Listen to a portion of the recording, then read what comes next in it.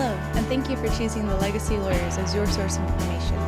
We know this might be a difficult time you are going through, but we are here to educate you and help you through the process. Please stay tuned for our question and answer portion. Good morning, Erin. Good morning, David. How's your day going so far? Very well, thank you. Good. Okay, so we've been speaking about limited conservators. What are some of the responsibilities of a limited conservator? Okay.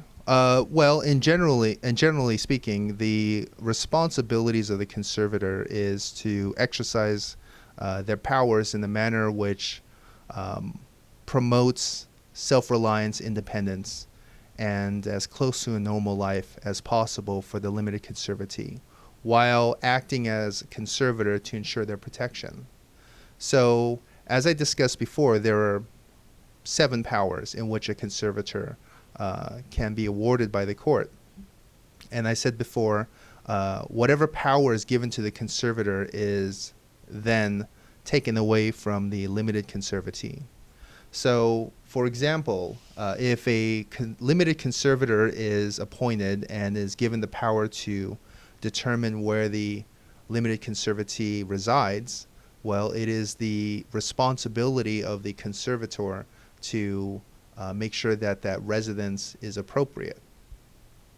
So if the parent is an airline pilot and is absent from the physical presence of the conservatee and basically says, well, I'm going to fix dwelling, or I'm going to keep the conservatee at my house, sort of like having a house sitter, but that's not an appropriate placement, well, then it's the parent's responsibility to perhaps transition that child to a more supervised setting in which that child can receive, and by child I mean the young adult, can receive sufficient supervision in their absence.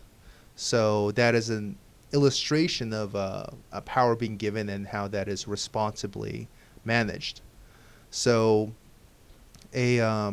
if a conservator is given the right to contract and basically makes all the contracts for the limited conservatee, and the limited conservatee has no ability to make contracts, well, then the limited conservator shouldn't be abusing that right to contract and start using that limited conservatee's credit, and should also take adequate steps to make sure that the limited conservatee doesn't exercise a non-existent right to contract.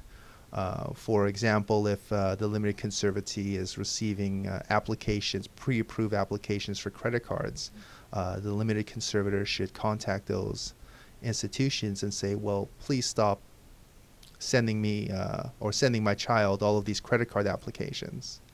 And similarly, there's a right to make educational decisions and the right to have access to confidential information and so on. So whatever power is given to the limited conservator and thereby taken away from the limited conservatee, that person has to exercise those powers responsibly. So, so to speak, that is the responsibility of the limited conservator. Okay. Well, thank you very much. You're welcome. And if you guys have any additional questions, feel free to email us at smm@thelegacylawyers.com. Have a great day. Thank you.